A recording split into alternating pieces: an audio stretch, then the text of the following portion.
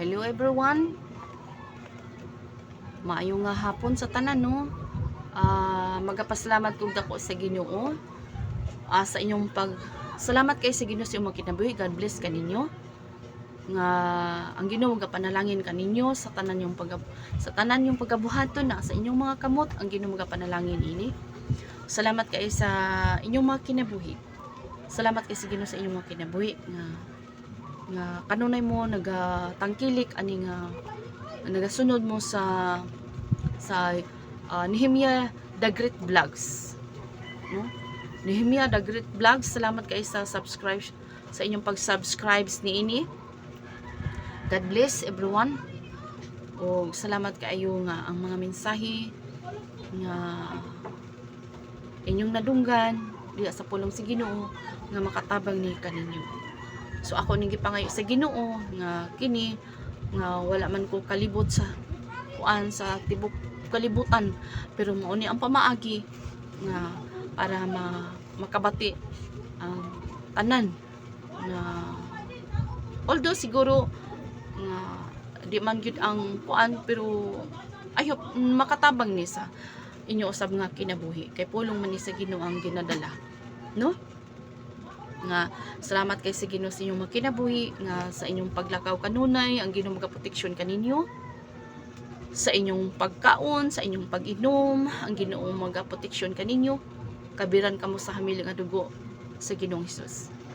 O salamat kayo sa inyong pamilya usab makabaton gyud og tinuod nga kaluwasan sa inyong makinabuhi nga nining kalibutan na nga langyaw lang gid kita ning kalibutan na. O nga kinahanglan nga aduna tay tarong nga relasyon nga to sa Ginoo. Unsa giingon sa pulong sa Dios, motawag ka kini Hesus og maluwas ka og ang tibok nimong pamilya. So salamat kay sa Ginoo ni ana, ang Ginoo magapamuhat sa inyong mga kinabuhi.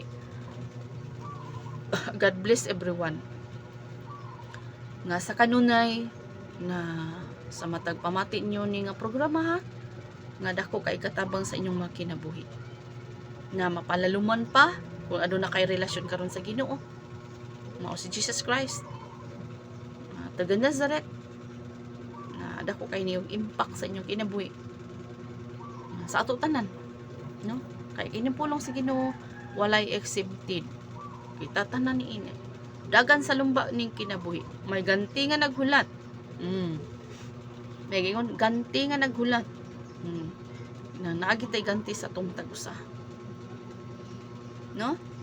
Nga atong ma-imagine, no? Daghan kay nang graduate, lipay kayo. Daghan sa nang nag-recognition. Na nagdawat og mga reward. Dinhi sa kalibutan, mo ningon nga reward na siya nga malaos lang ba. Madunot ra na siya.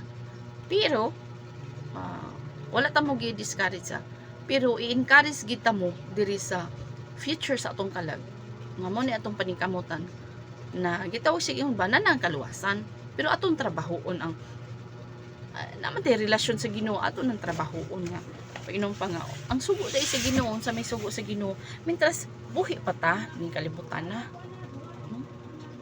na may sugo ang Ginoo, atong trabahoon. Unya may ganti nga nagulat. So salamat kay sa Ginoo nga kanang ganti ha nga kita matag usa makadawat ni ana, no? Doon ay mga crown, no? Nindot kayo pang hinumdumon ba, pang imaginon, no? Sa atong kinabuhi nga kita nining kalibutan na nga atong tarungon atong relasyon nga sa Ginoo. Kung sa imong gibati nga murag layo-layo pang Ginoo, pasuod, mangita jud kag pamaagi unsa ano pagsuod ngadto sa Ginoo, no? Mangita ka asa ka satisfy, asa ka malipayon nga malagad og Dios.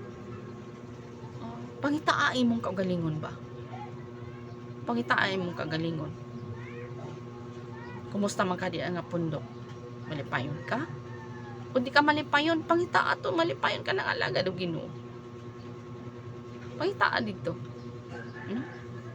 Aron sa imong kuana mapaduol pa jud ka sa Ginoo. Kung duol naman karon, that's great. Mapaduol pa jud imong relasyon nato sa Ginoo. Ana no? Kay mintras buhi pa taning kalibutan na trabaho. Itong pa nga ang sugod ay sa Ginoo ato po ng trabaho. Di ba? Oh, salamat kay sa Ginoo. God bless.